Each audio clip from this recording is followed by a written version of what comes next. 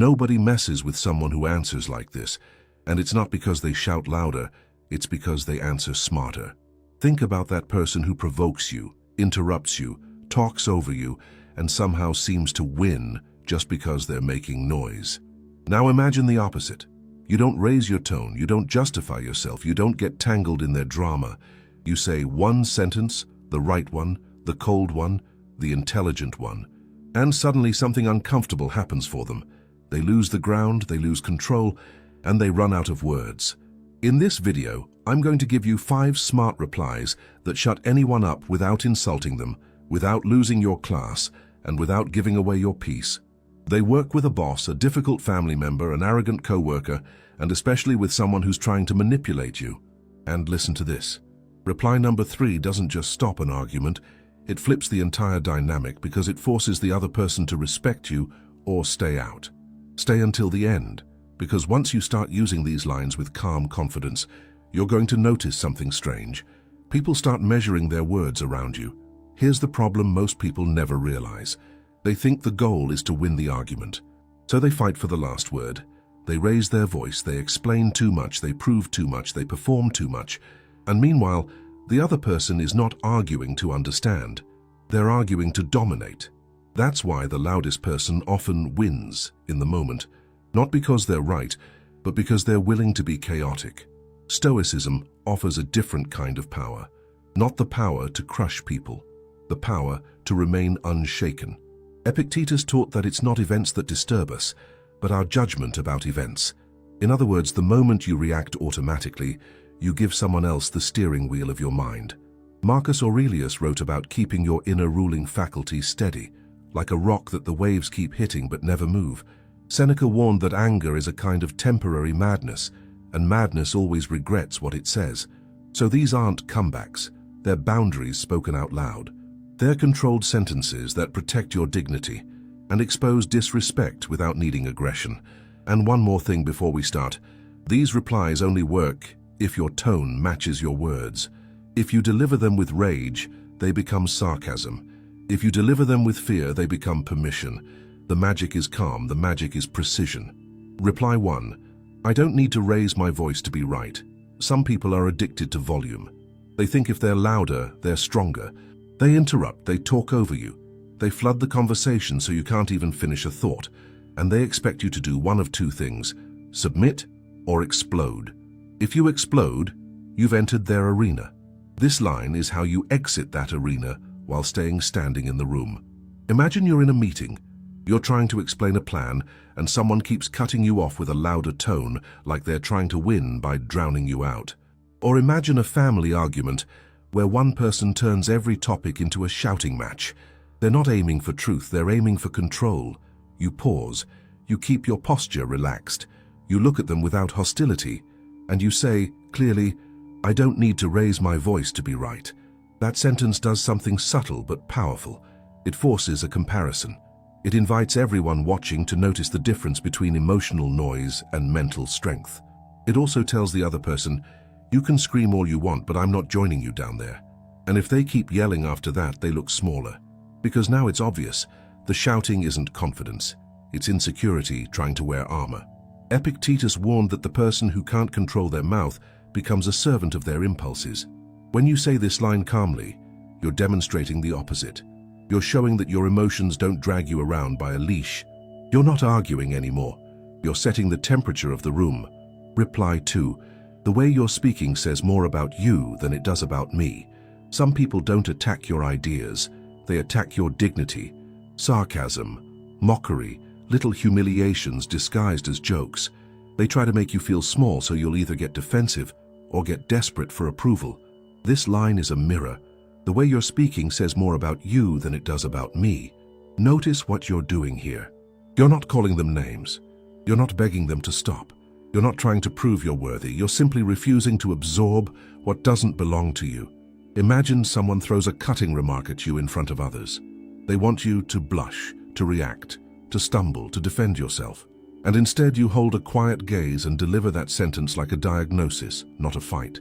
Now the insult loses oxygen, because insults need a target that accepts them. When you don't accept them, the insult becomes what it always was, a display of the speaker's character. Marcus Aurelius wrote something like this in spirit. The best revenge is not to be like the person who wronged you. This is you protecting your character. You're refusing to let their ugliness enter your voice. Here's the deeper Stoic lesson. You can't control what they say. You can control what you make it mean. If you treat their disrespect as proof of your value, you suffer. If you treat it as proof of their inner state, you stay free. And freedom is what they can't stand. Right here, before we go to reply 3, take a second and make this practical. Pick one of these first 2 lines and imagine the next situation you'll use it in. Visualize your tone. Visualize your face. Calm, steady. No need to win, just control. If you want more scripts like this, subscribe to Stoic Spring and turn on notifications. Your life gets better when you build the habit of protecting your inner peace and growing in emotional maturity, and that's exactly what we train here. Now, reply 3. This is the one manipulators hate. Reply 3. We can talk when we can do it with respect.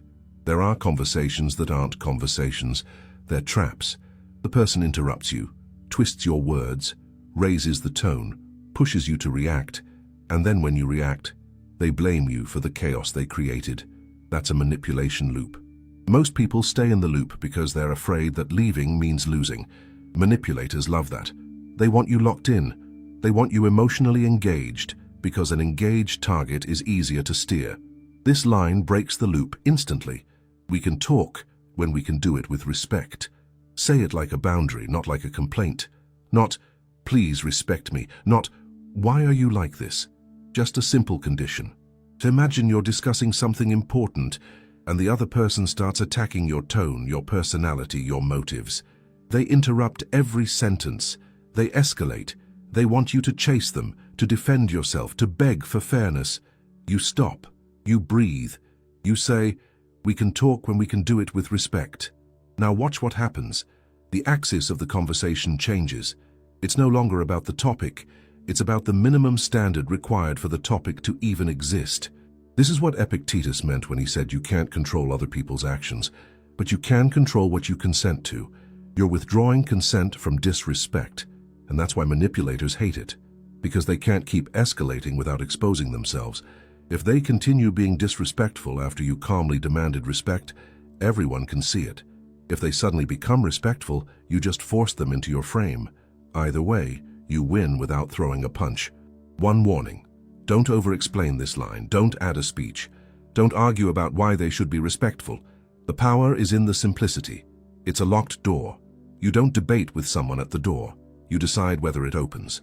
Reply 4. I'm not going to continue this conversation. There's a moment when it becomes clear that the other person isn't listening. They're not curious. They're not trying to understand. They're trying to win, even if it costs your dignity, your time, and your peace. That's the moment most people ignore. They keep talking because they want justice. They want the person to finally get it. They want closure. But you don't get closure from someone who feeds on conflict. This line is your exit. Clean, final, controlled. I'm not going to continue this conversation. Not aggressive, not dramatic, not apologetic. It doesn't ask permission. It doesn't negotiate. It ends the exchange. Imagine someone keeps poking you, pressing you, baiting you. You feel your patience shrinking. You can feel the heat rising in your chest. And you know if you stay for 5 more minutes, you'll say something you'll regret. That's your cue. You look at them with calm, you say, I'm not going to continue this conversation, and you disengage. Marcus Aurelius had a practice of reminding himself that he could choose his response, and that no one could harm his inner self without his permission. Seneca wrote that the greatest power is to have power over yourself. This is that power in action. Leaving a toxic exchange is not weakness, it's leadership over your attention, because your attention is a currency, and when you give it to chaos, you pay with your peace. Reply 5. That's your view. I respect it, but I don't share it. Not every disagreement is with an enemy. Sometimes it's someone close, a friend, a coworker, a family member. They may even have good intentions, but they push, they insist, they pressure you to adopt their perspective, and if you resist, they treat it like disrespect.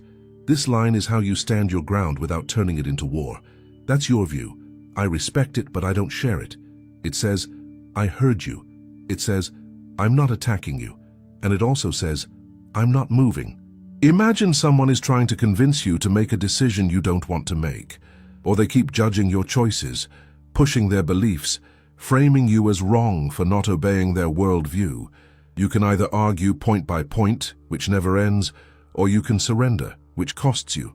Or you can use this. You say it slowly, respectful tone, no smirk, no defensiveness. And here's the beautiful part. It leaves them with nowhere to attack, because you didn't insult their opinion. You simply refused to adopt it. This is emotional independence, and emotional independence is rare. Seneca wrote about how being enslaved to the approval of others is a miserable way to live.